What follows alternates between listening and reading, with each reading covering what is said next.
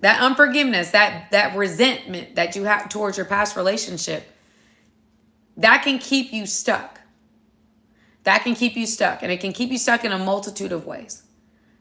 I said this on the live the last time. I said that I started having anxiety issues. I was starting to not be able to sleep at night. I was just had a persistent fear. And this is from a breakup back in when I was in my 20s, right? This is maybe 10 years ago. Yeah, exactly 10 years ago, actually. 10 years ago when I was struggling with just I'm sleeping, I'm having issues. Like I was going through a transitional period in my life and I was just struggling. And I didn't know what it was. But I knew it was affecting my cognition. It was affecting my ability to sleep at night. I was just all over the place. And so what ends up happening is I go to a therapist and the therapist is telling me to forgive. And I'm like, forgive? What does that got to do with me not sleeping at night? And what I realized was that resentment built up so much for me that I was not functioning at my optimal capacity. That even though I was going to work and I finished my grad school program, I had gotten my master's by that point. Because I hadn't forgiven myself because there was things that I could have done better and I hadn't forgiven the person that had hurt me, I was staying stuck. And I didn't realize I was stuck. I didn't know I was stuck, but I was stuck, right? And so because of that, it was affecting my sleep. It was affecting my anxiety. It was affecting like just the way that I saw the world at that time. And so I had to forgive. That was one of the first things I had to do. Right? And this is, again, 10 years ago. And so I wrote a letter. She had me write a letter where I wrote everything out that I felt about that person. Some of you guys are musical. Write a song. You know, I'm not saying release a song. But sometimes writing music, writing poetry, writing something to express everything that you feel about your past it's not for you to go back to your past and say, here's the letter. This is for you and you, right? You write this letter, you read it out, you release it, you burn it.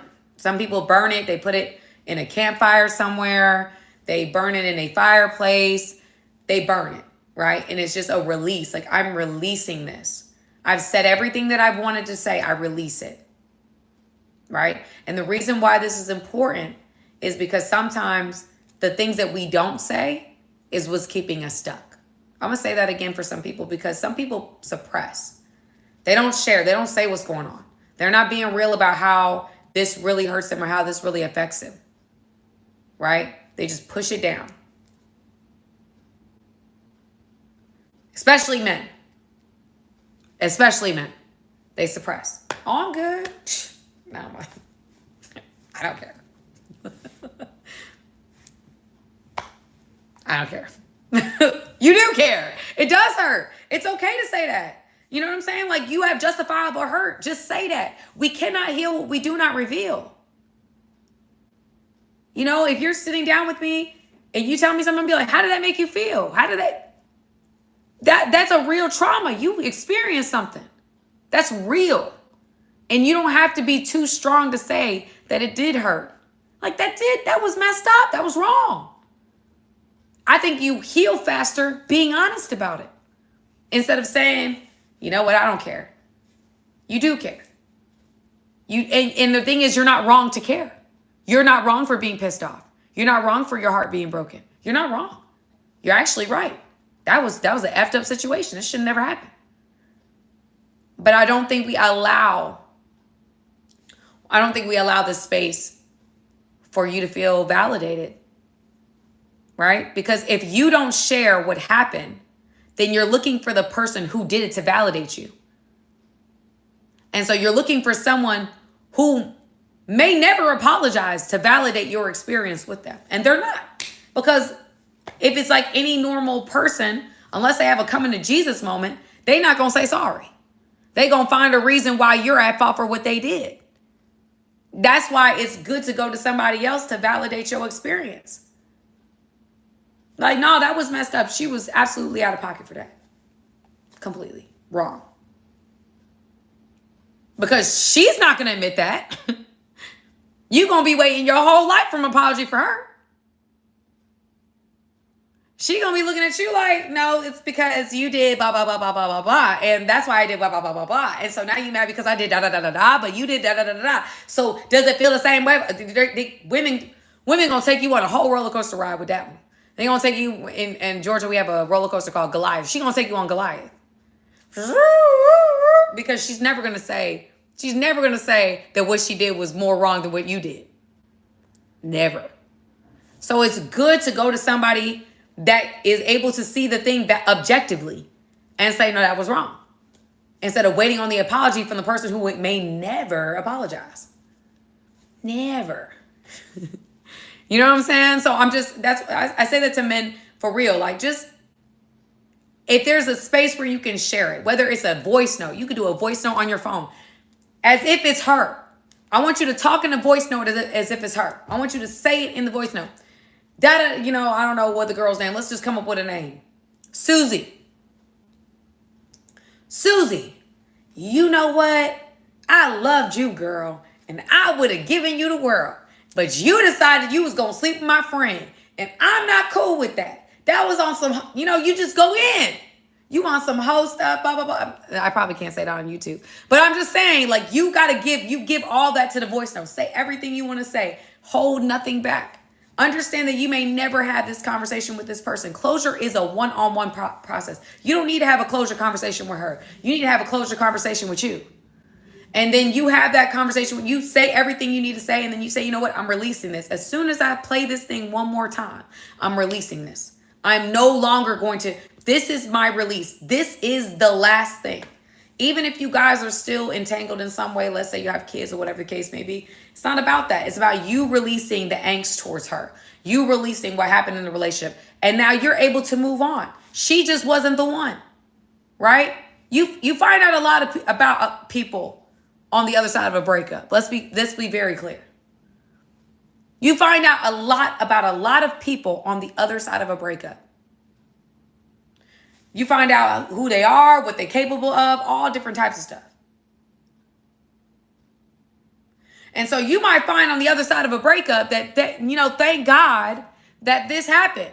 Thank God that she didn't take me back. Thank God she didn't, let me just come back into the relationship. Thank God I was able to see this, because this is not the type of person I would ultimately want to tie my legacy to.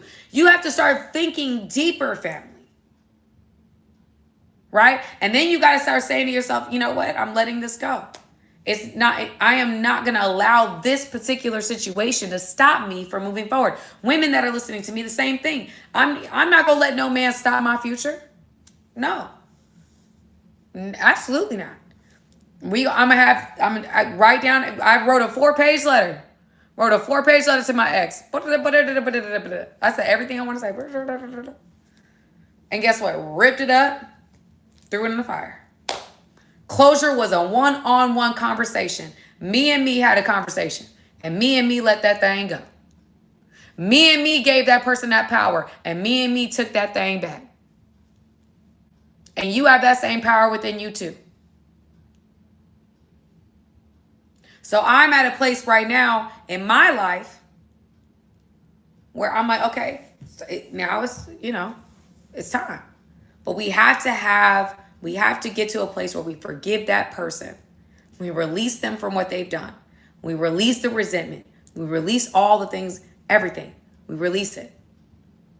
And we forgive ourselves for maybe how we contributed to it. Because here's the thing, family. We all contribute. We all contribute to relationships. It's a two-way street. Two of us. There's two people that go into relationships. So there's not ever a person that's ultimately at fault. Right? If I'm in a relationship with somebody, we created this dynamic. We're both responsible for the dynamic on the other side. I'm not, he's not, I can't say, ooh, ooh, ooh, or he can't say, ooh, ooh, ooh. Yes, there might be one person that might be a little bit more at fault than the other, but we created this dynamic. There's two people that could have done better. I hate it when people go out of the breakup and they're like, it's all them. They did it. It's all my ex. They're toxic. Everybody's toxic. I'm not. Everybody I loved so well and they were just not loving. It's like, no, that's a red flag. No. You got to take responsibility in your life. You can't just let life happen. You got to take responsibility for the things that happen. That's a red flag to me. When a man tell me he didn't do nothing, oh, you've never done anything? It's always everybody else's fault? Everybody does this to you? You don't do nothing to nobody? No, you're lying. You're lying. What you have to do is take responsibility for yours and let it go. Let it go. We've all done things. We all have contributed to the dynamic. Okay. So forgiving yourself and forgiving that person is incredibly important in moving on.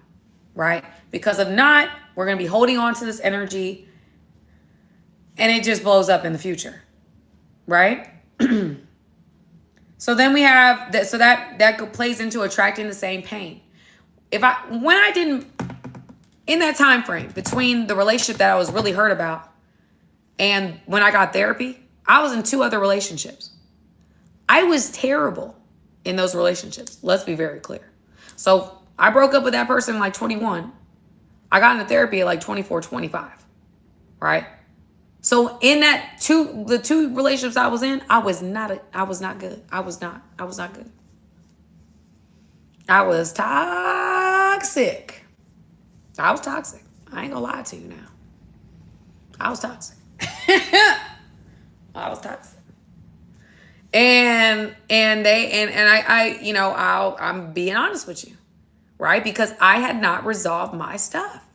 So I was easily triggered. I thought everybody was capable of doing the same thing, right? And so I